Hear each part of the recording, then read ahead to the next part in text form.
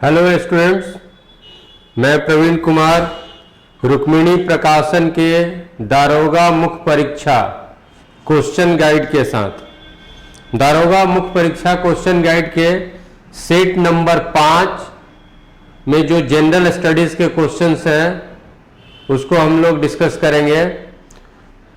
तो set number 5 के GS के क्वेश्चंस सेट नंबर 5 के जीएस के क्वेश्चंस को डिस्कस करना है। तो सेट नंबर 5 में जो जीएस का क्वेश्चन है यानी पेपर सेकंड में जो जीएस का क्वेश्चन है वो पहला नंबर पर ही है। तो सेट नंबर 5 का जीएस का क्वेश्चन नंबर 1 वो है, भारतीय कला का वह कौन सा स्कूल है जो ग्रीक, रोमन, बौद्ध आर्ट के नाम से भी जाना जाता है। ग्रीक, रोमन, बौद्ध आर्ट के नाम से भी जाना जाता है। क्वेश्चन नंबर 1 है ये सेट 5 का क्वेश्चन नंबर 1। उसका क्या आंसर होगा, क्वेश्चन क्या है, इसको फिर से हम लोग सुनते हैं। क्वेश्चन है, भारतीय कला का वह कौन सा स्कूल, स्कूल का मतलब वो ट्रेंड, भारतीय कला का वह कौन सा ट्रेंड है, वह कौन सा कला का स्टाइल है इंडियन आर्ट का जिसे रोमन, ग्रीक, बौद्ध आर्ट के नाम से भी जाना जाता है। वो है गंधार, मौर्य, शुंग, गुप्त, गंधार। तो गंधार, इस पे थोड़ी और बात हम लोग करेंगे। तो वन का आंसर हो गया, वन का आंसर हो गया सी, गंधार। ग्रीकों के द्वारा हमारी मूर्ति कला पर कुछ प्रभाव आया या ग्रीक मूर्ति कला से भारत की मूर्ति कला प्रभावित हुई, उससे कुछ चीज ग्रहण की। तो ग्रीकों के, यवनों के मूर्ति कला को हेलेनिस्टिक मूर्ति कला कहते हैं, हेलेनिस्टिक। और हेलेनिस्टिक आर्ट का प्रभाव हमारे मूर्ति कला में भी देखने को मिला। और हेलेनिस्टिक आर्ट से प्रभावित जो हमारा मूर्ति कला है उसको गंधार मूर्ति कला कहते हैं। तो भारत का गंधार मूर्ति कला ग्रीक के हेलेनिस्टिक आर्ट से प्रभावित है। और इस कला में, गंधार मूर्ति कला में भगवान बुद्ध की मूर्तियां अधिकांश बनी। तो इसे बौद्ध मूर्ति के रूप में भी, बौद्ध मूर्ति, बौद्ध आर्ट के रूप में भी जाना जाता है। ऐसे भगवान बुद्ध की मूर्तियां गंधार मूर्ति शैली में भी बनी है, अमरावती मूर्ति शैली में और मथुरा मूर्ति शैली में। 3 आर्ट बुद्ध मूर्ति में देखने को मिलेगा। भगवान बुद्ध की कुछ मूर्तियां गंधार शैली की हैं, कुछ मूर्तियां अमरावती शैली की हैं और कुछ मूर्तियां मथुरा शैली की हैं।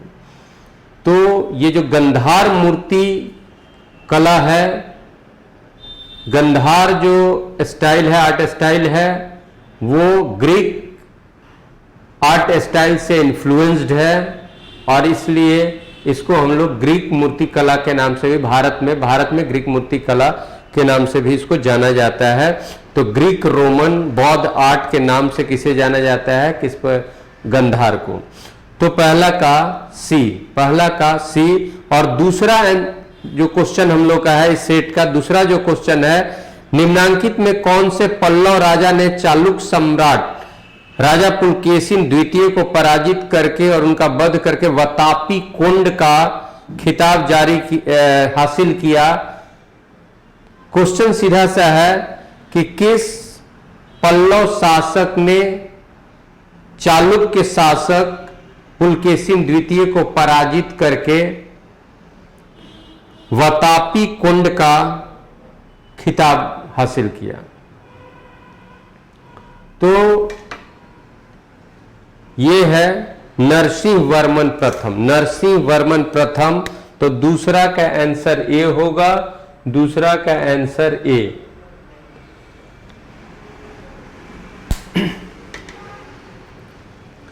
देखिएगा, ये पुलकेशिन द्वितीय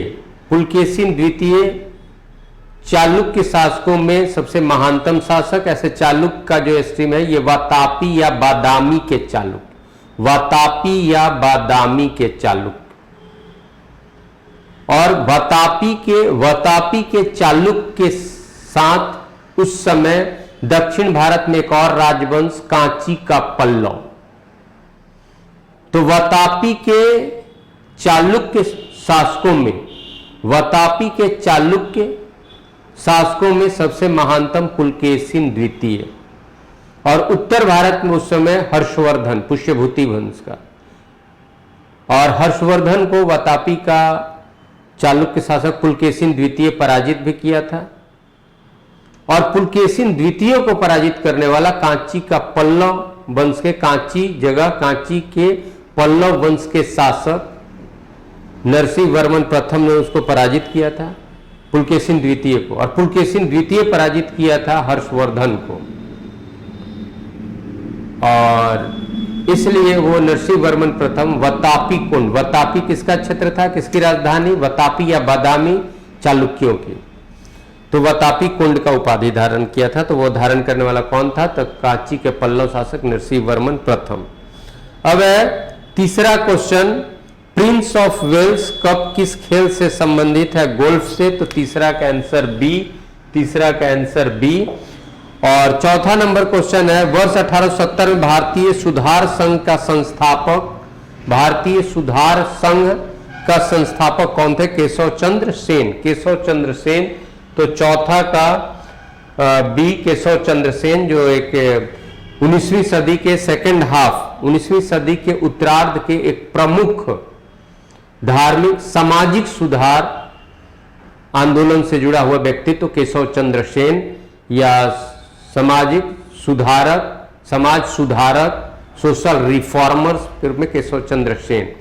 तो भारतीय सुधार संघ के संस्थापक केशव चंद्र सेन बी। और कब स्थापना, 1870 में।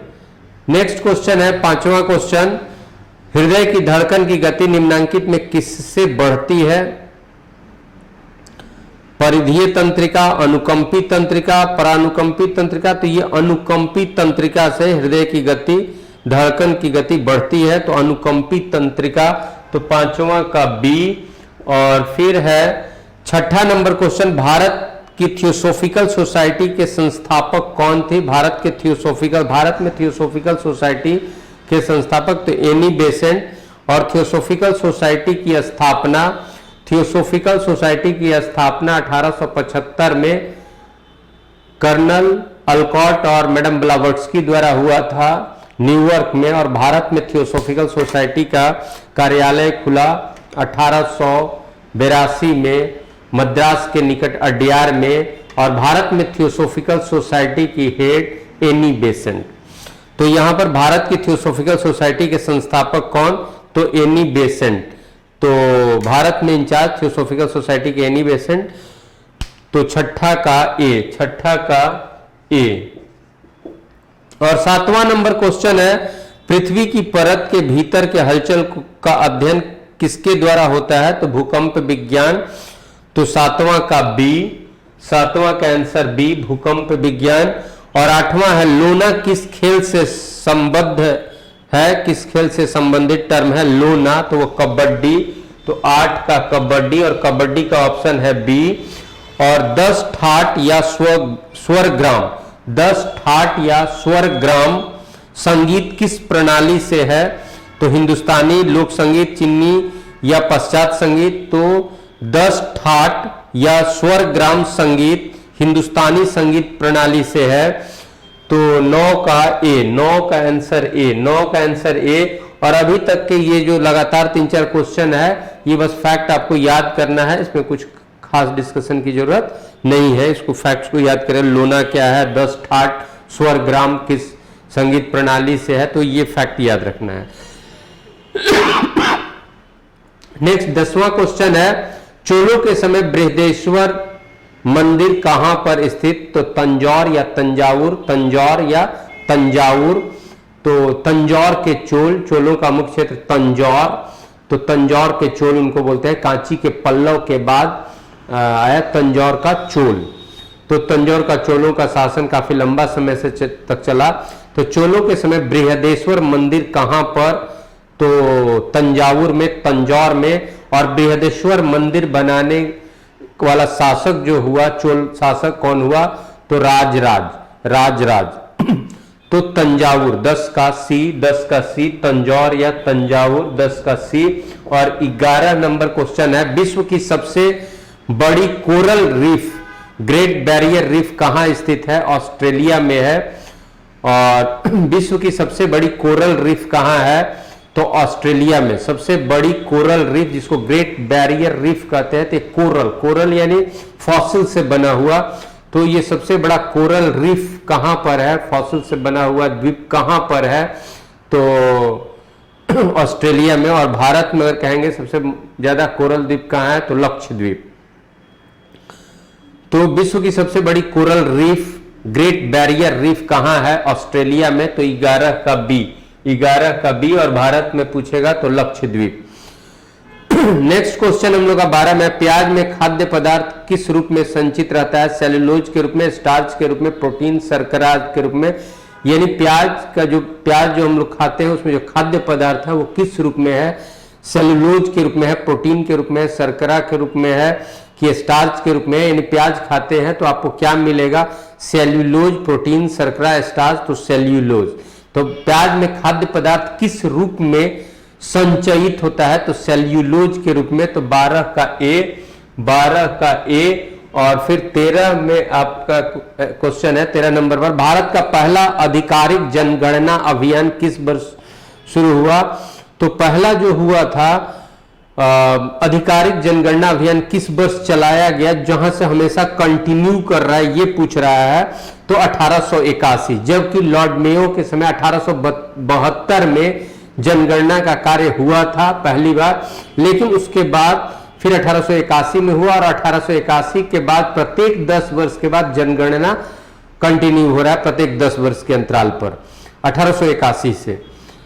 और इस तरह से अगला जनगणना आपका 2021 में होगा, लेकिन उसके पहले 1872 में हुआ था। और 1872 में जब जनगणना हुआ था उसमें लॉर्ड मेयो था, यहाँ पर वायसराय लॉर्ड मेयो।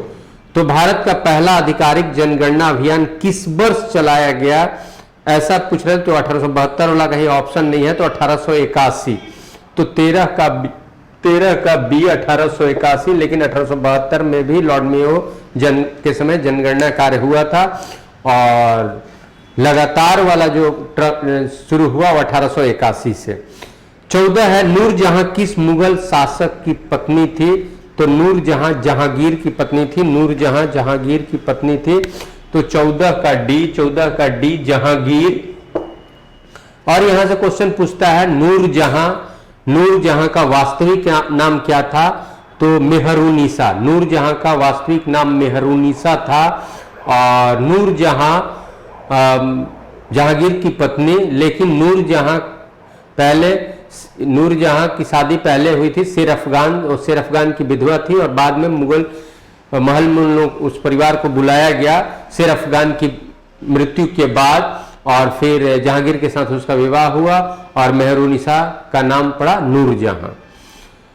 तो नूरजहां किस मुगल शासक की पत्नी थी? तो जहांगीर। और 15 नंबर क्वेश्चन है, महाद्वीपीय संहति मुख्य रूप में और एल्यूमिना जैसे खनिजों से बनी हुई है। देखिए महाद्वीपीय संहति, यहां पर कहने का मतलब यह है कि अर्थ का 3 लेयर जो हम जानते हैं मुख्य रूप से, कोर, मेंटल और फिर क्रस्ट। तो क्रस्ट पूरी तरह से सभी जगह समान नहीं है, जो भू प्रॉपर्टी। तो यहां पर यही पूछा जा रहा है, भू प्रॉपर्टी मुख्य रूप से किस तत्व का बना होता है? भू प्रॉपर्टी में मुख्य रूप से क्या होता है? तो इसको आप जानते हैं, इसको हम लोग नीफे बोलते हैं, निकेल और फेरम होता है, इसको हम लोग सीमा बोलते हैं, और सिलिकॉन मैग्नीशियम, और इसको हम लोग सियाल बोलते हैं, सिलिकॉन और एल्युमिनियम। तो यहाँ मुख्य रूप से सिलिकॉन और एल्युमिनियम होता है। क्वेश्चन पूछा जा रहा है, महाद्वीपीय संहति मुख्य रूप से किससे, और एल्यूमिना, और एक गैप है कि वहां पर और किससे, एल्यूमिना के साथ और क्या होता है? तो सिलिका। तो सिलिका और एल्यूमिना जैसे खनिजों से बनी है मुख्य रूप से, सिलिकॉन और एल्युमिनियम, तो वही सिलिका और एल्यूमिना। तो बी 15 का हो जाएगा, बी 15 का बी। यानी क्वेश्चन को ऐसे समझेंगे कि अर्थ क्रस्ट जो है, भू परपटी जो है, वो मुख्य रूप से किसका बना हुआ है? तो सिलिकॉन और एल्युमिनियम का। सिलिकॉन और एल्युमिनियम का, एल्युमिनियम दिया हुआ है, सिलिकॉन ऑप्ट करना है, वही सिलिका हुआ। तो 15 का बी। 16 नंबर क्वेश्चन है, क्वेश्चन नंबर 16, पौधों में 3 विभिन्न वंश सोलेनम, पिटूनिया और धतूरा को किस कुल में रखा जाएगा, किस फैमिली में ये जाएगा? तो सोलेनेसी में। तो पिटूनिया, धतूरा, सोलेनम ये किस में जाएगा? तो किस फैमिली में, किस कुल में जाएगा? तो सोलेनेसी में। तो 16 का बी सोलेनेसी, 16 का बी सोलेनेसी। और 17 नंबर क्वेश्चन है, उत्तल और अवतल दर्पण किसके उदाहरण है? तो उत्तल और अवतल गोलीय दर्पण का उदाहरण है। गोलीय दर्पण, गोलीय दर्पण से या तो उत्तल बनेगा या अवतल दर्पण बनेगा। तो गोलीय दर्पण का उदाहरण है स्फेरिकल मिरर का, तो गोलीय दर्पण। और इस तरह से अगर हो गया, इसको इधर से कर दिए तो ये उत्तल हो गया, उत्तल। कॉन्वेक्स हो गया, और ऐसे करके अगर कर दे, ये कॉन्वेक्स हो गया। और इसको अगर इधर से पेंट कर दिया जाए, ऐसे कर दिया जाए, या फिर आप ऐसे समझें, इसको उल्टा करके ऐसे ऐसे करके अगर ऐसे कर दिया जाए, तो ये कॉनकेव, उत्तल अवतल हो जाएगा, अवतल हो जाएगा। और इसको कॉनकेव बोलेंगे, कॉनकेव। तो उत्तल और अवतल किसके उदाहरण है? गोलीय दर्पण के। क्वेश्चन में कुछ खास नहीं। 17 का बी, तो 17 का आंसर आपका बी हो गया। और फिर 18 नंबर क्वेश्चन है, धातुओं का गुण जिसके कारण उन्हें पीट कर सीट में परिवर्तित किया जा सकता है, तो वो आघात वर्धनीयता, आघात वर्धनीयता, जिससे वो फैलते जाएगा, पीटिएगा तो उसका एरिया बढ़ता जाएगा। तो इस गुण को आघात वर्धनीयता कहते हैं, यानी जब आप उस पर हैमरिंग करेंगे तो वो फैलेगा। इस गुण को आघात वर्धनीयता कहते हैं। और जिस गुण से धातु से तार निकाला जाता है उसको तन्यता कहते हैं, तन्यता कहते हैं। तो धातुओं का गुण जिसके कारण उन्हें पीट कर सीट में परिवर्तित किया जा सकता है, उस गुण को क्या कहते हैं? आघात वर्धनीयता, आघात वर्धनीयता। तो बी 18 का आंसर हम लोग का बी होगा, आघात वर्धनीयता। तो धातु का वह गुण जिस गुण के कारण उसको पीटने पर वो सीट के रूप में फैलता जाएगा, उसका एरिया बढ़ता जाएगा, उस गुण को आघात वर्धनीयता कहते हैं। अब है 19 नंबर क्वेश्चन, देश के सर्वोच्च साहित्य सम्मान ज्ञानपीठ पुरस्कार के लिए चयनित कवि अकीथम किस भाषा के ख्याति लब्ध रचनाकार हैं? अकीथम, जिन्हें ज्ञानपीठ पुरस्कार मिला है, वो किस भाषा से संबंधित है, किस भाषा के साहित्यकार हैं? तो मलयालम के।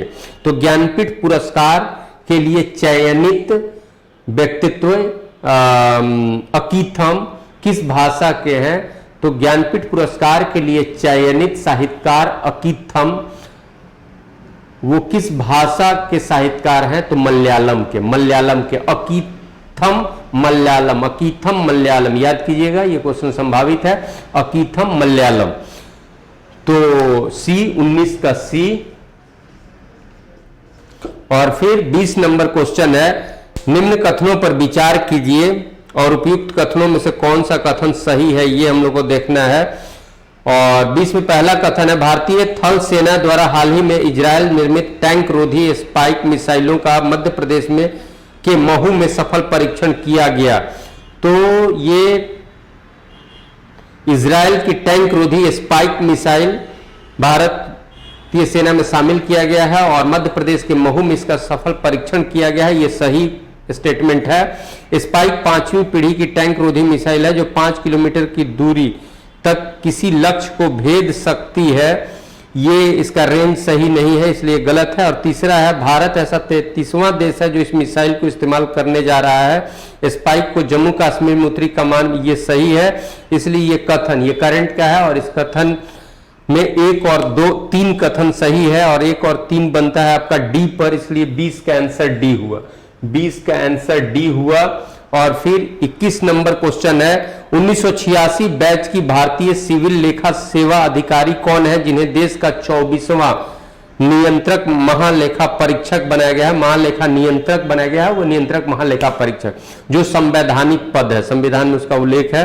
तो नियंत्रक 24वां अभी जो नियंत्रक महालेखा परीक्षक जो बने हैं वो कौन से हैं नंबर पे, तो 24वां, और अभी हाल में 24वां नियंत्रक महालेखा परीक्षक पद पर कौन आसीन हुए हैं या किनको बनाया गया है, वो सोमा राय बर्मन।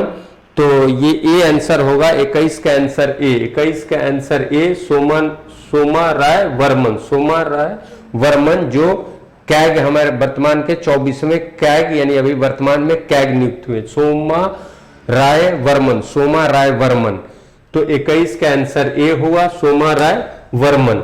अब 22 नंबर क्वेश्चन हम लोग देखेंगे इस सेट का। तो क्वेश्चन नंबर 22 जो अगले पेज पर है उस क्वेश्चन को देखना है। इसमें भी स्टेटमेंट की बात है और निम्न कथनों पर विचार कीजिए। सिडनी स्थित लोवी संस्था के आंकड़ों के अनुसार चीन दुनिया भर में राजनयिक मिशन के संदर्भ में अमेरिका को पीछे छोड़ते हुए पहले स्थान पर पहुंच गया है। वर्ष 2019 में चीन के दुनिया भर में 276 राजनयिक केंद्र है, जो अमेरिका से 3 केंद्र ज्यादा है। चीन के दुनिया में 169 दूतावास, इतना वाणिज्यिक दूतावास, 8 अस्थायी मिशन और 3 अन्य मिशन शामिल हैं। तो इसमें भी स्टेटमेंट जो 2 का जो आंकड़ा है वो सही नहीं है, तो 1 और 3 इसमें सही। 2 का भी आंकड़ा 276 टोटल जोड़ के बनाया और यहां पर हो गया 96। नहीं, ये तीनों स्टेटमेंट सही हो रहा है, तीनों स्टेटमेंट सही है। तो अब इसका थोड़ा सा बात आप समझ लीजिए, ये डी आंसर होगा, इसको आप ध्यान से पढ़िएगा। 22 नंबर क्वेश्चन जो है वो चीन का जो अभी राजनयिक स्थिति जो है, दूसरे देशों के साथ संबंध, या फिर बोलिए कि विश्व के अलग अलग भाग में अपना जो एनवॉय का राजनयिक की स्थिति के लिए जो सेंटर बनाया गया है, कहां कहां से अपना राजनयिक केंद्र वो स्थापित किया है, इस पर है और वो अमेरिका से तुलना किया है। तो अमेरिका, आप न्यूज भी पढ़ते तो ज्यादा देखते हैं कि अमेरिका हर देश के साथ कोई ना कोई संबंध रखता है, विश्व के हर भाग में उसका कहीं ना कहीं इंटरफेरेंस रहता है। तो इस तरह की गतिविधि में भी चाइना भी आगे है और चाइना भी अलग अलग जगह पर, अलग अलग देशों में वहां पर अपना कोई ना कोई शेल्टर स्थापित करता जा रहा है। और इस गतिविधि में वो अमेरिका से भी आगे निकल चुका है, ज्यादा राजनयिक केंद्र वो स्थापित कर चुका है अमेरिका से भी ज्यादा, और कुछ ज्यादा केंद्र स्थापित कर चुका है। ये हाल फिलहाल की स्थिति है। तो इस स्थिति पर ही आधारित ये 3 स्टेटमेंट है और तीनों के तीनों स्टेटमेंट सही है, इसलिए आपका आंसर होगा इसका 1, 2, 3 सभी सही है और जो डी ऑप्शन पर है। तो ये तीनों जो कथन है वो सही है। तो 22 का आंसर डी हो रहा है। और 23 नंबर क्वेश्चन, क्षोभ मंडल का विस्तार सर्वाधिक कहां है? तो वायुमंडल, पृथ्वी के चारों तरफ गैसों का एक आवरण है जिसको वायुमंडल कहते हैं, और वायुमंडल को भी परत में बांट करके उसका स्टडी किया जाता है। तो वायुमंडल का सबसे निचला परत यानी पृथ्वी के सबसे निकट के परत को क्षोभ मंडल कहते हैं। उसके बाद आपका समताप मंडल, उसके बाद आयन मंडल, वाह्य मंडल, इस तरह से, और समताप मंडल में ही ओजोन बेल्ट है। तो क्षोभ मंडल जो वायुमंडल का सबसे निचला परत है, या क्षोभ मंडल जो पृथ्वी के सबसे निकट वायुमंडल का जो परत है, क्षोभ मंडल। अब यहां पर है कि क्षोभ मंडल पृथ्वी के चारों तरफ यूनिफॉर्म यानी बराबर ऊंचाई में फैला हुआ नहीं है। क्षोभ मंडल का विस्तार कहीं अधिक है, क्षोभ मंडल का विस्तार कहीं कम है। तो क्षोभ मंडल का सबसे अधिक विस्तार इक्वेटर के सामने है, विषुवत रेखा के सामने है, और क्षोभ मंडल का सबसे कम विस्तार ध्रुवों के सामने है, पोल के सामने है। ये स्थिति यानी इक्वेटर से पोल की तरफ हम बढ़ते जब हैं तो क्षोभ मंडल का विस्तार कम होता जाएगा, या पोल से यानी ध्रुव से जब हम इक्वेटर विषुवत रेखा की तरफ आएंगे तो क्षोभ मंडल का विस्तार बढ़ता जाएगा, क्षोभ मंडल का विस्तार बढ़ता जाएगा। अब यहां पर है कि क्षोभ मंडल सर्वाधिक, यहां क्वेश्चन क्या है, क्षोभ मंडल का सर्वाधिक विस्तार कहां है? तो विषुवत रेखा के सामने। विषुवत रेखा को ही भूमध्य रेखा कहेंगे, विषुवत रेखा को ही इक्वेटर कहेंगे, विषुवत रेखा को ही 0 डिग्री अक्षांश कहेंगे। तो 0 डिग्री अक्षांश के सामने सबसे अधिक विस्तार है क्षोभ मंडल का। अब इसमें ऐसा क्यों है, उसमें दो फैक्टर होगा। एक तो ये कि विषुवत रेखा के सामने सूर्य की किरणें सीधी पड़ती हैं, वहां टेम्परेचर ज्यादा है तो वायु का डेंसिटी कम होगी और वायु का फैलाव ज्यादा होगा, एक ये भी कारण है। दूसरा क्या है कि पृथ्वी पूरी तरह से स्फीयर नहीं है, गोला नहीं है। पृथ्वी का इक्वेटर के सामने जो रेडियस होगा वो ज्यादा है और पोल के सामने जो हम अगर केंद्र से पोल की दूरी दे देंगे, जिसको रेडियस टर्म आप यहाँ यूज कर सकते हैं, तो वो कम है। इसलिए गुरुत्वाकर्षण बल ज्यादा पोल के पास लगेगा तो क्षोभमंडल कुछ सिमटा हुआ, और इक्वेटर के पास कम लगेगा, इसलिए क्षोभमंडल का विस्तार कुछ ज्यादा। ये भी एक फैक्ट बनता है, ये भी एक कारण बनता है। दूसरा टेम्परेचर वाला, तो क्षोभमंडल का सर्वाधिक विस्तार किसके सामने है, तो विषुवत रेखा के सामने, और सबसे कम विस्तार किसके सामने, ध्रुवों के सामने। तो क्षोभमंडल का विस्तार सर्वाधिक कहां है, विषुवत रेखा के सामने। तो 23 का आंसर हम लोग का हो जाएगा, 23 का आंसर हो जाएगा बी, विषुवत रेखा के सामने। नेक्स्ट 24, भारत में महिलाओं के लिए आरक्षण की व्यवस्था निम्नलिखित में किस संस्था में की गई है। महिलाओं के लिए आरक्षण, तो ये संस्था जो भी आपका दिया गया है वो विधायिका से संबंधित है। तो केंद्रीय विधायिका का 2 सदन है, ये केंद्रीय विधायिका को संसद कहते हैं। संसद का 2 सदन है, लोकसभा और राज्यसभा। वहां पर महिला होने के नाते कोई सीट रिजर्व नहीं है। और उसी तरह से विधानमंडल, राज्य विधानमंडल का सदन, विधानसभा, विधान परिषद, वहां भी महिला होने के नाते कोई सीट रिजर्व नहीं है। अब कहां पर, तो जो तीसरे स्तर पर हम शासन अपना देखते हैं, डिसेंट्रलाइजेशन ऑफ पावर के लिए जो तीसरा स्तर है स्थानीय स्वशासन। तो स्थानीय स्वशासन में भी ग्रामीण क्षेत्र में जो स्थानीय स्वशासन है उसको पंचायती राज व्यवस्था, और शहरी क्षेत्र में जो स्थानीय स्वशासन है उसको नगर निकाय। तो स्थानीय स्वशासन के संस्थाओं में महिला रिजर्वेशन है। तो स्थानीय स्वशासन, तो यहां पर ऑप्शन है पंचायत राज की संस्थाएं। पंचायत राज की संस्थाओं में बॉडीज में महिला रिजर्वेशन का प्रोविजन है। तो भारत में महिलाओं के लिए आरक्षण की व्यवस्था निम्नलिखित में किस संस्था में है, तो पंचायती राज संस्था या स्थानीय निकाय कहेगा तो उसमें। तो सी 24 का सी, 24 का आंसर सी। 25 नंबर, यह किसने कहा कि मानव प्रकृति रूप से एक राजनीतिक प्राणी है, सॉरी यह स्टेटमेंट किसका है कि मानव प्राकृतिक रूप से एक राजनीतिक प्राणी है।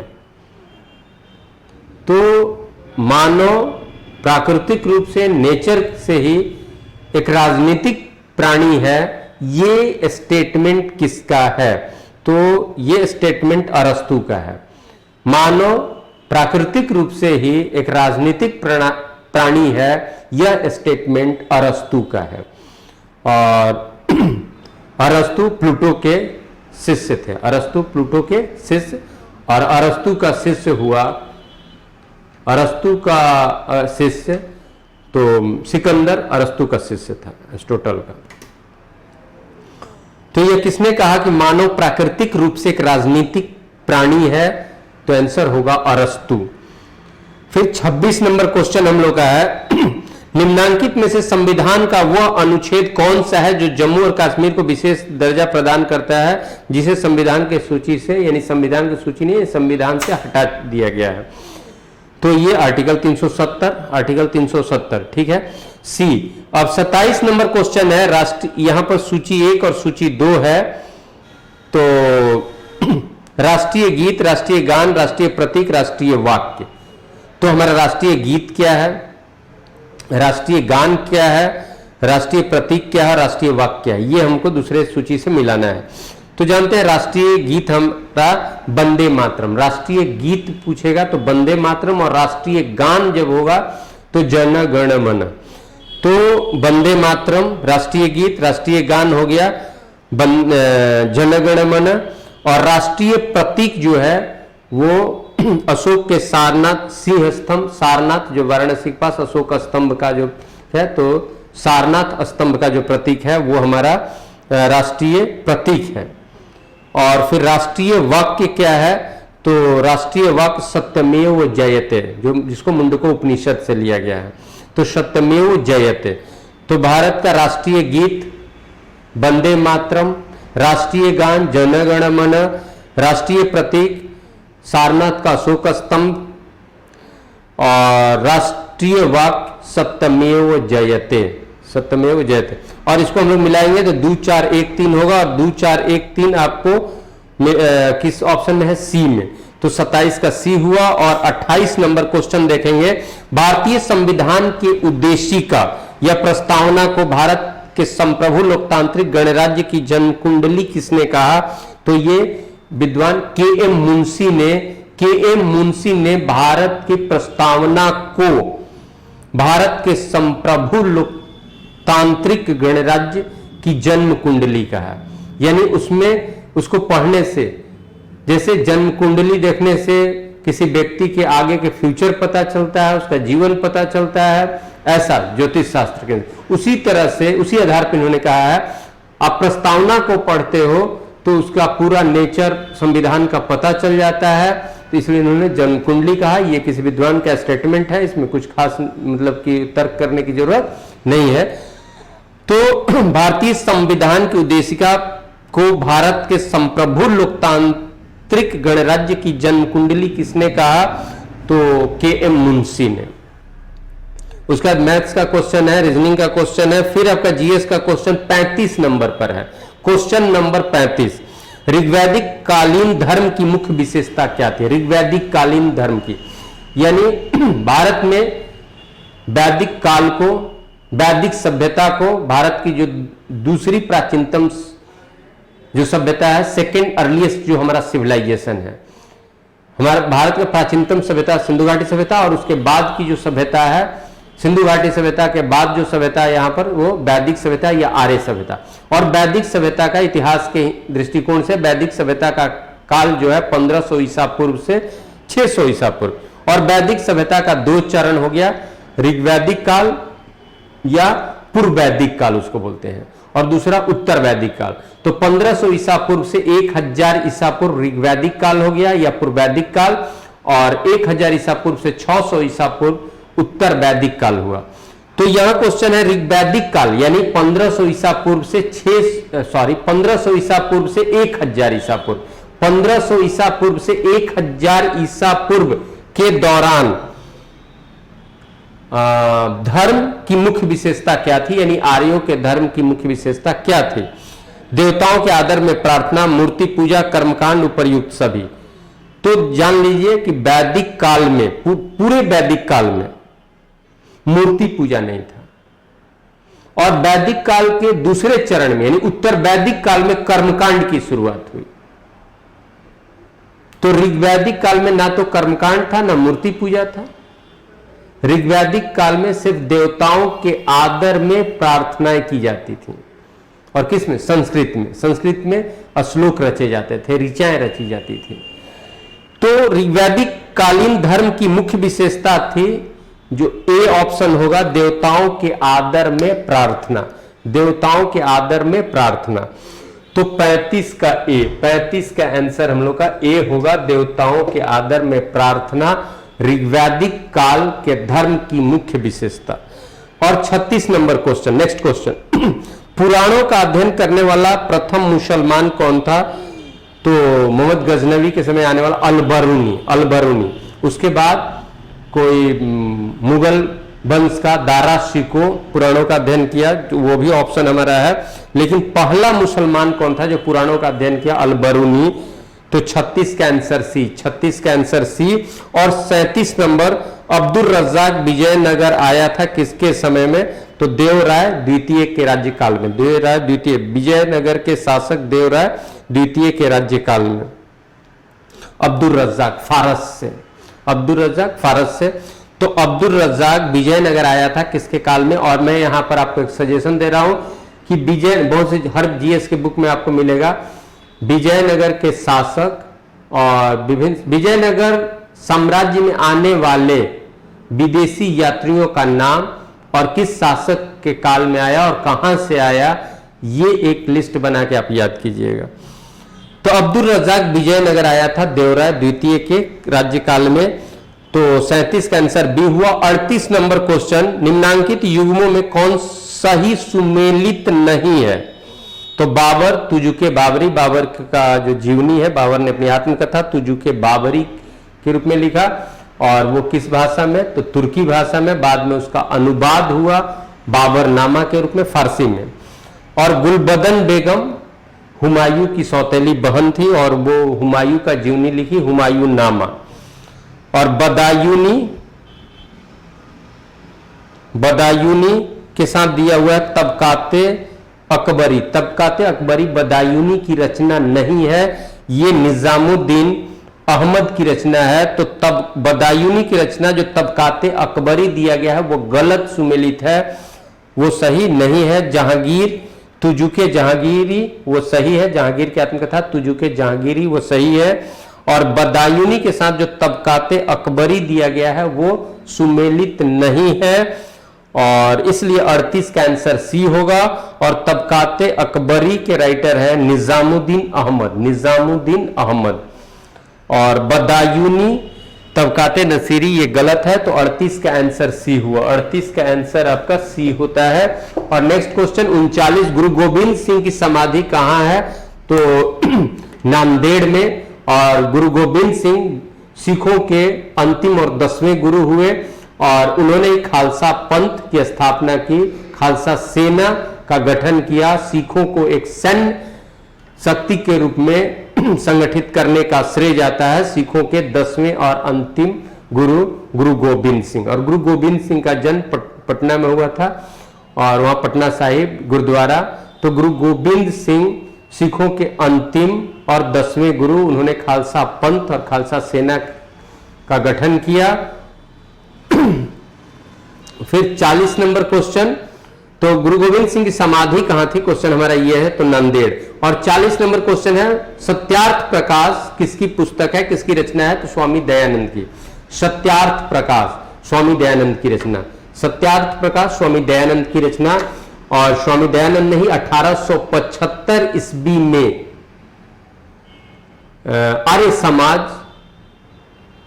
का स्थापना किया। आर्य समाज के फाउंडर दयानंद, स्वामी दयानंद या दयानंद सरस्वती, आर्य समाज के संस्थापक स्वामी दयानंद। और आर्य समाज की स्थापना स्वामी दयानंद के द्वारा कब, 1875 में। कहां, ये भी पूछ सकता है, तो बॉम्बे यानी मुंबई। तो दयानंद सरस्वती के द्वारा आर्य समाज की स्थापना 1875 में मुंबई में। और दयानंद सरस्वती की एक प्रमुख रचना सत्यार्थ प्रकाश, सत्यार्थ प्रकाश। और वेदों की ओर लौटो, इनका जो एक स्लोगन है, गो बैक टू वेदास। और 41 नंबर क्वेश्चन, संविधान को 26 जनवरी के दिन लागू करने का निर्णय इसलिए किया गया क्योंकि संविधान को, यहां पर क्वेश्चन को मैं थोड़ा बता रहा हूं जल्दी में।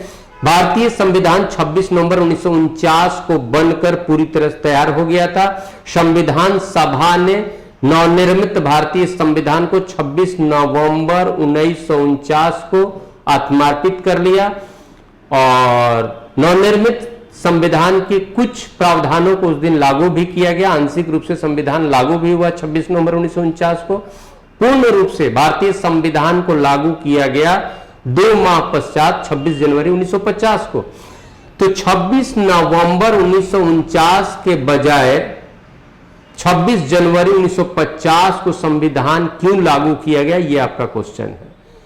तो भारतीय राष्ट्रीय कांग्रेस के इतिहास में 26 जनवरी का अपना एक ऐतिहासिक महत्व था। एक भारतीय राष्ट्रीय कांग्रेस के इतिहास में 26 जनवरी एक महत्वपूर्ण तिथि, और इसलिए उसको भारतीय संविधान को 26 नवंबर 1949 के बजाय 26 जनवरी 1950 को लागू किया गया। वो महत्व क्या था भाई 26 जनवरी का, तो 26 जनवरी 1930 को भारतीय राष्ट्रीय कांग्रेस के द्वारा प्रथम स्वतंत्रता दिवस मनाया गया था, 26 जनवरी 1930 को। इसलिए संविधान को 26 नवंबर 1949 की जगह पर 26 जनवरी 1950 को लागू किया गया, और भारत इस दिन गणतंत्र की श्रेणी में स्थापित हुआ। तो 26 जनवरी 1930 को कांग्रेस के द्वारा पहली बार स्वतंत्रता दिवस मनाया गया था, जबकि भारत 15 अगस्त 1947 को स्वतंत्र हुआ, इसलिए स्वतंत्रता दिवस तो 15 अगस्त हो गया।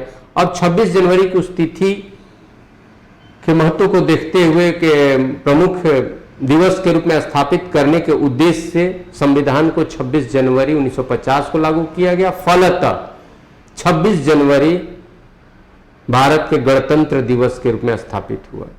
तो यह ऑप्शन है, कांग्रेस ने इस तिथि को 1930 में स्वतंत्रता दिवस के रूप में मनाया था। यही आपका सही आंसर होगा 41 का ए। तो 41 का ए, 41 का आंसर ए होगा। और नेक्स्ट क्वेश्चन 42 नंबर, इसमें दो सूची है और दोनों को मिलाना है और ये कॉन्स्टिट्यूशन से रिलेटेड फैक्ट्स हैं। विधानतः नए राज्य को शामिल करना, ये किस आर्टिकल में? तो आर्टिकल 2 में, जो ऑप्शन 2 में हो गया, तो अनुच्छेद 2 में। और समता का अधिकार कहां पर? तो अनुच्छेद 14। गिरफ्तारी और निरोध से संरक्षण, तो ये अनुच्छेद 22। गिरफ्तारी यानी किसी व्यक्ति को गिरफ्तार करते हो तो उसका कारण बताना है, और गिरफ्तार अगर करते हो तो पुलिस कोई अथॉरिटी गिरफ्तार करती है तो 24 घंटे के अंदर उसको न्यायालय में प्रस्तुत करना होता है। ये सब आर्टिकल 22 में, यानी शोषण के विरुद्ध अधिकार के तहत जो दिया हुआ है उसमें आपको ये ये स्वतंत्रता का अधिकार का जो अंतिम आर्टिकल है आपका, स्वतंत्रता के अधिकार का अंतिम आर्टिकल 22 में ये है। तो ये आर्टिकल 22 हो गया। और राष्ट्रपति का विधेयक को अनुमति देने का अधिकार आर्टिकल 111। और इस तरह से तो विधानतः नए राज्य को शामिल करना आर्टिकल 2, समता का अधिकार आर्टिकल 14, गिरफ्तारी और निरोध से संरक्षण ये आर्टिकल 22 जो स्वतंत्रता के अधिकार के अनुच्छेदीय विस्तार का अंतिम अनुच्छेद है। स्वतंत्रता का अधिकार आर्टिकल 19 से आर्टिकल 22 तक में। तो गिरफ्तारी और निरोध से संरक्षण आर्टिकल 22 और राष्ट्रपति का विधेयक को अनुमति देने का अधिकार आर्टिकल 111। और इस तरह से 2 1 4 3 हमारा आंसर बनता है और जो मिलाते हैं, और वो आपको बी में अरेंज्ड है। तो 42 का आंसर बी होगा। 42 का आंसर बी होगा। 42 का आंसर बी होगा। तो नए राज्य को शामिल करना आर्टिकल 2 में है। ये संसद भारत राज्य संघ में, भारत राज्यों का संघ है, यूनियन ऑफ स्टेट्स है। और इस यूनियन में कोई बाहरी क्षेत्र अगर अपने को शामिल करना चाह रहा है, भारत संघ में शामिल होना चाह रहा है, तो संसद नियम बनाकर के उसको शामिल कर सकता है। तो ये अधिकार संसद को, किसी क्षेत्र को भारत राज्य संघ में शामिल करने का अधिकार संसद को प्राप्त है। और संसद को यह अधिकार किस आर्टिकल से प्राप्त है? संसद ऐसा कैसे, किस आर्टिकल के तहत कर सकता है? तो आर्टिकल 2 के तहत। फिर आर्टिकल 3 में है कि संसद को अधिकार है कि वर्तमान जो राज्य और केंद्र शासित प्रदेश है उनकी संख्या को बढ़ाना, घटाना, उसकी सीमा में परिवर्तन, नाम में परिवर्तन, ये सब संसद कर सकता है। वो आर्टिकल 3 में है। फिर है समता का अधिकार। तो हमारा जो मौलिक अधिकार है, 6 मौलिक अधिकार जो प्रदत्त हैं भारतीय संविधान से, उसमें पहला अधिकार है राइट टू इक्वालिटी, दूसरा राइट टू फ्रीडम, तीसरा राइट अगेंस्ट एक्सप्लॉयटेशन, चौथा है फ्रीडम अबाउट रिलीजन, पांचवा है एजुकेशनल एंड कल्चरल राइट, और छठा है राइट टू कॉन्स्टिट्यूशनल रेमेडी। तो समता का अधिकार, इसका अनुच्छेदीय विस्तार आर्टिकल रेंज है 14 से 18। तो समता का अधिकार तो अनुच्छेद 14 होगा, 14 से 18 तक समता का अधिकार है।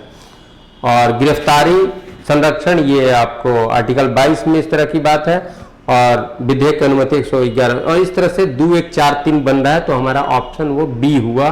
तो 42 का बी। और 43 नंबर क्वेश्चन है जिसमें 3 गो स्टेटमेंट दिख रहा है, ये भी कॉन्स्टिट्यूशन का ही है। भारत के संदर्भ में संसदीय शासन प्रणाली में निम्नांकित में कौन से सिद्धांत संस्थागत रूप से निहित है या है? पहला, मंत्रिमंडल के सदस्य संसद के सदस्य होते हैं। सही है। मंत्रिमंडल का सदस्य होने के लिए आवश्यक है कि संसद के किसी सदन का सदस्य हो, किसी सदन का सदस्य हो। तो ये पहला सही है। जब तक मंत्रियों को संसद का विश्वास प्राप्त रहता है तब तक ही वे अपने पद पर बने रहते हैं। यानी मंत्री परिषद का अस्तित्व किस बात पर निर्भर कर रहा है? तो लोकसभा में उसे बहुमत प्राप्त हो, यानी विश्वास प्राप्त हो। तो ये भी सही है। और राज्य का अध्यक्ष ही मंत्रिमंडल का अध्यक्ष होता है। राज्य का अध्यक्ष ही मंत्रिमंडल का अध्यक्ष होता है। यहाँ राज्य का मतलब देश समझो, तो देश का अध्यक्ष तो हमारा राष्ट्रपति, तो राष्ट्रपति तो हमारा मंत्रिमंडल मंत्रिपरिषद का अध्यक्ष नहीं होता है, इसलिए ये गलत है। तो केवल 1 और 2 सही है। तो 43 का आंसर, 43 में 3 स्टेटमेंट्स हैं जिसमें पहला और दूसरा स्टेटमेंट सही है, और इसलिए आंसर 1 और 2 होगा जो ऑप्शन ए पर है। तो 43 का आंसर ए। और 44 नंबर क्वेश्चन भी कॉन्स्टिट्यूशन का है। मौलिक अधिकार, मौलिक अधिकार से संबंधित जो फैक्ट्स हैं उससे है कि कभी भी निलंबित नहीं किया जा सकता, नहीं निलंबित किया जा सकता है, प्रधानमंत्री के निर्देशों से निलंबित हो सकते हैं। तो मौलिक अधिकार निलंबित, प्रधानमंत्री के निर्देशों से निलंबित हो सकते हैं, ऐसा कोई कॉन्स्टिट्यूशन नहीं है। जो भी होगा तो वो राष्ट्रपति के नाम से होता है। राष्ट्रपति की इच्छा पर निलंबित हो सकते हैं। और आपातकाल, ये प्रधानमंत्री के निर्देश पर किसी भी स्थिति में निलंबित नहीं हो सकता है, और राष्ट्रपति की इच्छा पर भी निलंबित नहीं होता है, उसका कुछ आधार होता है। डी ऑप्शन जो है वो ज्यादा, इसमें ज्यादा मतलब कि लॉजिकल है और ज्यादा सही है। आपातकालीन स्थिति में निलंबित किए जा सकते हैं। तो मौलिक अधिकार कब निलंबित किए जा सकते हैं? आपातकालीन स्थिति में, आपातकाल की स्थिति में, आपातकाल की स्थिति में। तो इमरजेंसी के स्थिति में फंडामेंटल राइट्स को सस्पेंड किया जा सकता है, लेकिन याद रखना है आर्टिकल 20 और 21 के द्वारा प्रदत्त जो मौलिक अधिकार है वो किसी भी स्थिति में निलंबित नहीं किया जा सकता। आर्टिकल 20 और आर्टिकल 21 से प्रदत्त जो अधिकार है वो किसी भी सर्कमस्टांसेस में सस्पेंड नहीं किया जा सकता है। तो 44 का आंसर डी हुआ, 44 का आंसर डी हुआ। 45 नंबर क्वेश्चन है, निम्नलिखित कथनों पर विचार कीजिए। भारत का महान न्यायवादी, लिखा हुआ भारत का महान न्यायवादी। उसके बाद 4 स्टेटमेंट है, उसमें कौन सही होगा ये हम लोग को चुनना है। तो लोकसभा की कार्यवाही में भाग ले सकता है, ले सकता है। लोकसभा के किसी भी समिति का सदस्य हो सकता है। तीसरा है लोकसभा में बोल सकता है। चौथा है लोकसभा में मतदान कर सकता है। तो इसको मतदान करने का अधिकार नहीं होता है, मतदान करने का अधिकार नहीं होता है। तो ये हम लोग जानते हैं कि आर्टिकल 76 में महान्यायवादी अटॉर्नी जनरल का उल्लेख है। तो महान्यायवादी अटॉर्नी जनरल से संबंधित आर्टिकल 76 महान्यायवादी की नियुक्ति कौन करता है? तो राष्ट्रपति। महान्यायवादी राष्ट्रपति के प्रसाद पर्यंत पद धारण करता है। महान्यायवादी भारत सरकार का सबसे बड़ा विधिक सलाहकार होता है।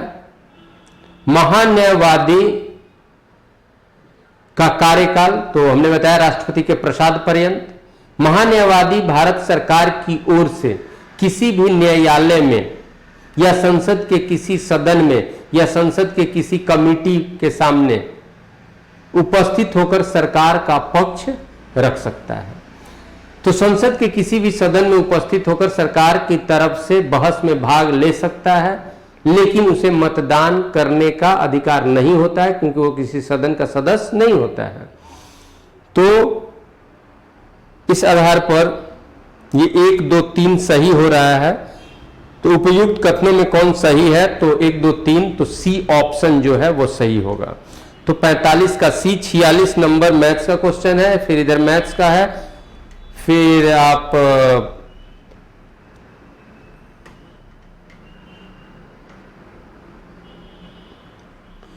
51 नंबर क्वेश्चन देखिए। डॉक्टरों द्वारा रोगी व्यक्ति के पेट की आंतरिक परीक्षा हेतु इंडोस्कोपिक प्रकाश के, तो इंडोस्कोपिक से वहां कौन सा सिद्धांत काम करता है? तो पूर्ण आंतरिक प्रावर्तन, पूर्ण आंतरिक प्रावर्तन पर यह काम करता है, ये याद रखिएगा। 51 का डी। और 52 नंबर है, एक अंतरिक्ष यात्री पृथ्वी तल की तुलना में चंद्रमा पर अधिक ऊंचाई छलांग लगा सकता है क्योंकि चंद्र तल पर गुरुत्वाकर्षण बल पृथ्वी तल की तुलना में कम होता है। तो सी कीजिए। तो 52 का आंसर सी, 52 का आंसर सी। और 53 नंबर है, एक समान आयतन के लकड़ी तथा लोहे के गोले को एक ऊंचाई से एक साथ गिराई जाए तो दोनों गिरेंगे एक साथ, पृथ्वी धरातल पर, पृथ्वी पर सरफेस पर एक साथ पहुंचेंगे, क्योंकि दोनों पर जी काम कर रहा है। दोनों 9.8 मीटर पर सेकेंड स्क्वायर से ही एक्सेलरेट होकर के आ रहे हैं, समान त्वरण से वो आ रहे हैं, इसलिए एक साथ पहुंचेंगे। हाँ, यहां पर एयर रेसिस्टेंस को नेग्लेक्ट करके देखना है, क्योंकि मान लो कि पत्ता अगर हम गिरा रहे हैं तो पत्ता को पृथ्वी पर आने में एयर रेसिस्टेंस, एयर भी उसको रोक सकता है, लेकिन इस बात को, अगर फिजिक्स, इस बात को हटा करके देखना है, वायु के अवरोध को हटा करके देखना है, तो ये दोनों एक साथ गिरेंगे। तो 53 का बी और 54 हड़प्पा सभ्यता से संबंधित एक तरफ स्थल दिया हुआ है, और वो स्थल, हड़प्पा सभ्यता से संबंधित स्थल वर्तमान के किस राज्य में या कहां पर अवस्थित है वो दिया, वो मिलाना है। तो मांडा जम्मू कश्मीर में, हड़प्पा सभ्यता या सिंधु घाटी सभ्यता का एक स्थल मांडा, वो वर्तमान किस राज्य में पड़ेगा, तो मांडा जम्मू कश्मीर में। दैमाबाद ये महाराष्ट्र में, कालीबंगा ये राजस्थान में, और राखी गढ़ी ये हरियाणा में। तो ये याद रखना इंपॉर्टेंट साइट्स है। दूसरा चीज यहां पर हम ये बता दें कि जो मांडा जो है, मांडा जो जम्मू कश्मीर में है, मांडा जिला भी है, तो मांडा जो जम्मू कश्मीर में है वो हड़प्पा सभ्यता का अब तक ज्ञात स्थलों में सबसे उत्तरी स्थल है।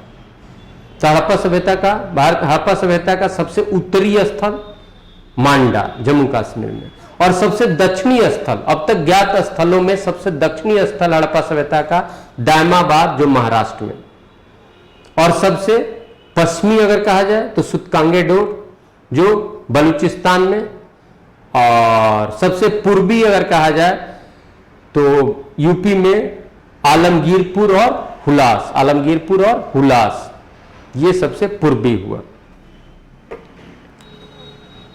तो मांडा जम्मू कश्मीर, दैमाबाद महाराष्ट्र, कालीबंगा राजस्थान, राखीगढ़ी हरियाणा, और इस तरह से मिलेगा 3 4 1 2 मिलेगा, ए का 3, बी का 4, सी का 1 और डी का, और वो ऑप्शन सी पर जाकर के सेट हो रहा है। ऑप्शन सी में वो सेट है, अरेंज्ड है। तो 54 का सी। 55 नंबर क्वेश्चन है, पृथ्वी के वायुमंडल का सर्वाधिक घनत्व कहां होगा। तो सर्वाधिक घनत्व पृथ्वी के चारों तरफ जो गैसीय आवरण है, गैसों के मिश्रण का एक आवरण है पृथ्वी के चारों तरफ, उसी को वायुमंडल कहते हैं। तो पृथ्वी के चारों तरफ ये गैसीय आवरण, गैसों के मिश्रण का ये आवरण आखिर पृथ्वी के चारों तरफ स्थित क्यों है। ये चूंकि गैस तो फ्री मॉलिक्यूल होते हैं, वो दूर भाग सकता है, लेकिन वो पृथ्वी के चारों तरफ एक ऊंचाई तक में फैले हुए चारों तरफ बना हुआ है। इसका मूल कारण क्या है, पृथ्वी का गुरुत्वाकर्षण बल। पृथ्वी के गुरुत्वाकर्षण बल से वो पृथ्वी से बंधा हुआ है। उसमें जो हल्की गैसें हैं वो ऊपर, जो भारी है वो कंपैरेटिवली नीचे है। तो ज्यादा गुरुत्वाकर्षण बल कहां, नजदीक में, और भारी गैसें नीचे। इसलिए सबसे ज्यादा वायुमंडल का घनत्व तो सबसे ज्यादा निचले परत में होगा, यानी क्षोभ मंडल में होगा। तो क्षोभ मंडल, जिसको ट्रोपोस्फीयर कहते हैं। तो पृथ्वी के वायुमंडल का सर्वाधिक घनत्व कहां पर होगा, क्षोभ मंडल में। तो आंसर हो गया ए, 55 का ए। और 56 नंबर, खेतड़ी किसके लिए प्रसिद्ध है। खेतड़ी जगह है किसके लिए, राजस्थान में है, किसके लिए, तांबा के लिए। तो 56 का सी। और फिर इधर रीजनिंग के क्वेश्चंस हैं। और फिर 67 नंबर क्वेश्चन है, बिहार में 1857 की क्रांति के नेता बाबू कुंवर सिंह का देहांत कब हुआ। तो ये 26 अप्रैल 1858, 26 अप्रैल 1858 को बाबू वीर कुंवर सिंह का देहांत, 26 अप्रैल 1858। तो 67 का ए। और 68 नंबर क्वेश्चन, विश्व का सबसे ऊंचा कहा जाने वाला विश्व शांति स्तूप बिहार में कहां पर स्थित है। तो राजगीर में, यानी नालंदा जिला में। तो राजगीर, अब राजगीर बोलते हैं, पहले राजगीर था। तो राजगीर में। तो 68 का सी। और 69 नंबर क्वेश्चन है, हजारीबाग में बिहार स्टूडेंट्स कॉन्फ्रेंस का 16वां अधिवेशन कब हुआ था। तो 1921 में। बिहार स्टूडेंट कॉन्फ्रेंस का 16वां अधिवेशन हजारीबाग में कब हुआ था, 1921 में। तो ए। और 70 नंबर क्वेश्चन है, ग्लूकोज का ग्लाइकोजन में परिवर्तन यकृत में होता है, किंतु इसका संग्रह कहां होता है? तो ग्लूकोज का ग्लाइकोजन में परिवर्तन यकृत में होता है, लेकिन इसका संग्रह जो होता है, इसका स्टोरेज जो होगा वो यकृत में भी होगा और मसल्स में भी होगा।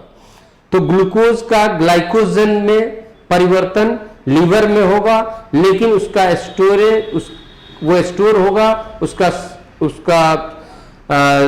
संग्रह होगा वो लीवर में भी और मसल्स में भी। तो सी होगा 70 का सी। और 71 नंबर, नारियल में खाने योग्य भाग क्या होता है? तो उसका एंडोस्पर्म जो होता है, उसका भ्रूणपोष जो होता है नीचे, उसको ही खाया जाता है। तो नारियल में खाने वाला भाग ए तो एंडोस्पर्म होगा। और 72 नंबर क्वेश्चन है, कार्बोहाइड्रेट पाचन के अंतिम उत्पाद, कार्बोहाइड्रेट को जो डाइजेस्ट होता है तो अंतिम उसका उत्पाद प्रोडक्ट क्या होता है? कार्बोहाइड्रेट के डाइजेशन के बाद अंतिम उत्पाद क्या होता है? तो मोनोसेकेराइड्स। तो ये आपका ए हुआ। और 73 नंबर क्वेश्चन है, बाह्य कर्ण का कठोर लचीला भाग बना होता है तो कार्टिलेज का बना होता है। बाहरी कान का जो कठोर लचीला भाग होता है वो किसका बना होता है? तो कार्टिलेज का। 74 नंबर क्वेश्चन है, किस चीज की कमी रतौंधी में फलित होती है? तो विटामिन ए की कमी के कारण रतौंधी रोग होता है, जो ऑप्शन ए में है। और 75 नंबर क्वेश्चन है, केमिस्ट्री लैब में उपयोग में लाए जाने वाला लिटमस किसका बना होता है? तो लिटमस तो लाइकेन का बना होता है, लिकेन का बना होता है, सैक का लिकेन का बना होता है। तो 75 का बी, 75 का आंसर बी होगा। और 76 नंबर है, हरे पौधे हमारे लिए उपयोगी होते हैं क्योंकि। तो सबसे बड़ा चीज है कि ऑक्सीजन छोड़ते हैं और कार्बन डाइऑक्साइड का उपभोग करते हैं। तो ये जो ऑप्शन दिया हुआ है उसके हिसाब से हरे पौधे तो बहुत तरीके से, लेकिन सबसे ज्यादा उपयोगी प्लांट किंगडम हमारे लिए क्या है कि वायुमंडल से कार्बन डाइऑक्साइड ले लेता है और हमारे लिए जो जीवनदायिनी गैस ऑक्सीजन वो रिलीज करता है। तो ये ऑप्शन डी में है, तो 76 का डी होगा। और 77 नंबर क्वेश्चन है, निम्नलिखित में कौन सा किसी ऐसे पौधे का उदाहरण है जो बीज तो देता है पर फल नहीं? तो बीज देता है पर फल नहीं, इसमें जो उदाहरण दिया हुआ है उसमें चीड़ वृक्ष होगा। चीड़, तो चीड़ वृक्ष जो है वो सीड तो देगा लेकिन उसका कोई फ्रूट नहीं होता है। और चीड़ ही नहीं, इस तरह का फर, सीडार, लार्च, स्प्रूस, फर, सीडार, लार्च, स्प्रूस, ये जितने भी, और चीड़, ये जितने भी ट्री है वो सीड्स देते हैं लेकिन फ्रूट्स नहीं। अब 78 नंबर क्वेश्चन है, वायु में नाइट्रोजन का क्या महत्व है? तो ऑक्सीजन को तनु करती है और जो कि अन्यथा शुद्ध अवस्था में अत्यंत क्रियाशील है। तो ऑक्सीजन ज्यादा क्रियाशील है, तो उसके साथ नाइट्रोजन मिलने के कारण ही वो डाइल्यूट होता है, वो तनु होता है और वो सांस लेने योग्य होता है। तो वायु में नाइट्रोजन का क्या महत्व है? ऑक्सीजन को तनु करना और अन्यथा शुद्ध अवस्था में अत्यंत क्रियाशील है, जो फिर हमारे लिए सुटेबल नहीं होगा।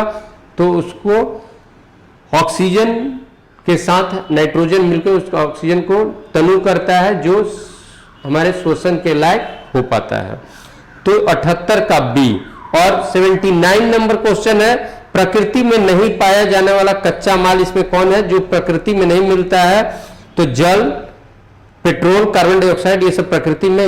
विनाइल क्लोराइड जो है वो प्रकृति में नहीं मिलता है, विनाइल क्लोराइड ये प्रकृति में नहीं मिलता है।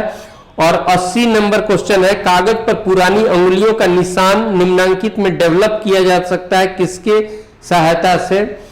डेवलप किया जा सकता है किसके से? हाइड्रोजन पेरोक्साइड से, H2O2 से कागज पर पुरानी अंगुलियों के निशान को डेवलप किया जाता है। कहीं भी अगर फिंगरप्रिंट को डेवलप करने के लिए जिस चीज का यूज होता है वो हाइड्रोजन पेरोक्साइड। हाइड्रोजन पेरोक्साइड अंगुलियों के निशान, पुराने कागज पर अंगुलियों के निशान को डेवलप करने या उसको रिकॉग्नाइज करने, उसको देखने में किसका यूज होता है, यानी उसको डेवलप करने, किसी छाप को, उंगली के छाप को डेवलप करने में किसका यूज होगा, हाइड्रोजन पेरोक्साइड का। 81 नंबर क्वेश्चन है, लाइपेज एंजाइम समूह द्वारा विक्रियाओं का जो वर्ग उत्प्रेरित होता है वह कहलाता है। तो एस्टरों का जल अपघटन और एस्टरीकरण, ये तीनों लाइपेज एंजाइम द्वारा अभिक्रियाओं से उत्प्रेरित होता है। तो लाइपेज एंजाइम के द्वारा जो उत्प्रेरित होता है वो एस्टर का जल अपघटन और एस्टरीकरण, ये दोनों होगा, दूसरा नहीं होगा, इसलिए ये आंसर सी होगा 1 और 3। 82 नंबर क्वेश्चन है, विश्व ठहाका दिवस कब, 10 जनवरी। सेना भर्ती अधिनियम कब से शुरू, 1856 से। 1856 याद रखिएगा, 1856 सेना भर्ती अधिनियम और 1857 में सिपाही विद्रोह। तो सिपाही विद्रोह के पहले सेना भर्ती अधिनियम, तो 1856। 84 नंबर, ओलंपिक खेलों में हॉकी में भारत ने पहला स्वर्ण पदक किस वर्ष प्राप्त किया था, तो 1928 में। तो ओलंपिक में भारत ने पहला स्वर्ण पदक ओलंपिक खेलों में हॉकी में, ओलंपिक खेलों में हॉकी में भारत ने पहला स्वर्ण पदक किस वर्ष प्राप्त किया था हॉकी में, तो 1928 में, स्टर्डम में वो हुआ था 1928 में ओलंपिक, और स्टर्डम में ये भारत को हॉकी का स्वर्ण पदक मिला था। अब तक हॉकी का 8 बार स्वर्ण पदक भारत को मिल चुका है। तो ओलंपिक खेलों में हॉकी में भारत ने पहला स्वर्ण पदक किस बार प्राप्त किया था, तो 1928 में स्टर्डम में। 85 नंबर क्वेश्चन है, नायलॉन के आविष्कार के साथ निम्न में से कौन संबंधित है, कौन सा व्यक्ति नायलॉन के आविष्कार का श्रेय जाता है या उससे संबंधित है, तो वो है डी ऑप्शन है, Wallace H, doctor Wallace H Carothers. Nylon के आविष्कारक के रूप में, नायलॉन के आविष्कार करने में इनका नाम आता है या इनका नाम उससे रिलेटेड है, डॉक्टर वेलेस एच कैरोथर्स। विश्व बैंक का मुख्यालय कहां है, वाशिंगटन डीसी में, वाशिंगटन डीसी में विश्व बैंक का मुख्यालय है। सूचना का अधिकार अधिनियम किस वर्ष पारित हुआ, 2005। सूचना का अधिकार अधिनियम 2005। भारत का केंद्रीय औषधि अनुसंधान कहां पर है, लखनऊ में, भारत का केंद्रीय औषधि अनुसंधान संस्थान लखनऊ। और धनुष मिसाइल जिसका सफल परीक्षण भारत द्वारा किया गया था कि मारक क्षमता, तो धनुष मिसाइल जो जमीन से जमीन पर जमीन से जमीन पर वार करने वाला मिसाइल है, जमीन से जमीन पर, सतह से सतह, वो है, एक है धनुष मिसाइल और इसका मारक क्षमता है 350 किलोमीटर, तो 89 का सी। और फिर 90 नंबर में 2 स्टेटमेंट है, स्टील्थ तकनीक से लैस विमान रडार की पकड़ में नहीं आता। स्टील्थ एक टेक्नोलॉजी है, स्टील्थ टेक्नोलॉजी से जो सुसज्जित विमान होगा वो रडार की पकड़ में नहीं आएगा, ये स्टेटमेंट फर्स्ट है। इसका रीजन ये, इस तकनीक का इस्तेमाल ब्रिटेन ने द्वितीय विश्व युद्ध में किया था, ये स्टेटमेंट सेकंड समझिएगा। तो द्वितीय विश्व युद्ध के समय ये टेक्नोलॉजी आया ही नहीं था, तो इसमें ए सही है परंतु आर गलत है, इसलिए आंसर सी होगा। और 91 नंबर क्वेश्चन है, संतोष ट्रॉफी किस खेल से, तो फुटबॉल से, संतोष ट्रॉफी फुटबॉल से। और संतोष ट्रॉफी भारत में, संतोष ट्रॉफी राष्ट्रीय फुटबॉल चैंपियनशिप का प्रतीक है, संतोष ट्रॉफी किस खेल से, तो फुटबॉल से। फिर 92 नंबर क्वेश्चन में 2 स्टेटमेंट है, राष्ट्रीय आधुनिक कला विधि की स्थापना, राष्ट्रीय आधुनिक कला विधि की स्थापना 1954 में नई दिल्ली में किया गया। राष्ट्रीय आधुनिक कला विधि की स्थापना 1954 में नई दिल्ली में किया गया और इसकी स्थापना का मुख्य उद्देश्य समसामयिक भारतीय कला को प्रोत्साहन देना और उसका विकास करना। तो राष्ट्रीय आधुनिक कला संस्था की स्थापना 1954 में नई दिल्ली में, ये सही है। और इसका उद्देश्य क्या है, समसामयिक जो नया कला है उसको डेवलप करना, उसको प्रोत्साहित करना, उसका विकास करना। तो ये दोनों सही है, दोनों सही है और व्याख्या भी। तो इसलिए ए ऑप्शन होगा 92 का ए। 93 नंबर क्वेश्चन में दो सूची है, इधर पर्सनालिटी है, उधर रिलेटेड फील्ड है। उसको मैं सीधे बोल रहा हूं, श्याम बेनेगल, ये 1 2 3 4 ये ऑलरेडी अरेंज्ड है।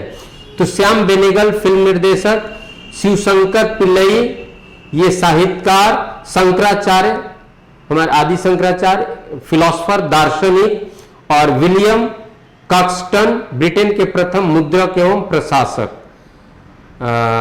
मुद्रक एवं प्रशासक में गलत बोला, प्रकाशक पब्लिशर।